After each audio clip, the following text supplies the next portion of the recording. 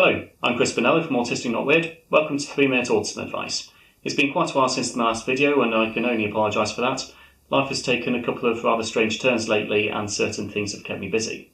The topic for this week's video, for those who didn't read the title, is making peace with yourself. Everyone has to make peace with themselves in some ways. You may have to make peace with the fact that you'll never quite be the artist your mother was. You may need to make peace with the fact that certain life choices didn't work out well for you.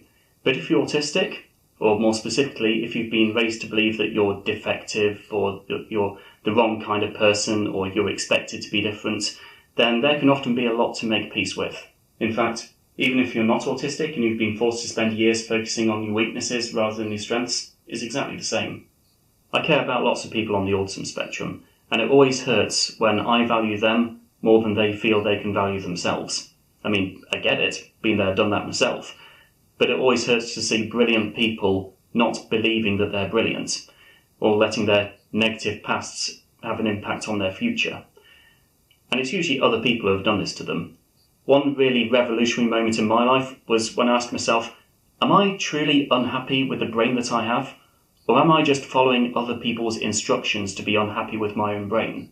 Because one important part of making peace with yourself is giving yourself permission to not be perfect in everyone else's eyes. People may look down on you for thinking differently to other people, but that doesn't mean that you're wrong. I spent most of my life with adults disagreeing with my approach to things, but, well, clearly my approach is working. But once you made peace with your autism, should that be it? I mean, for me it was for a while. I mean, just not hating myself was good enough. But not anymore. I don't want to just tolerate who I am. I want to actually enjoy who I am. I want to value my mathematically wired mind, my quirky ideas and slightly odd personality. I want to laugh at the socially inappropriate moments I've had and those moments of misunderstanding rather than feel that they have to be hidden away and I have to feel guilty about them.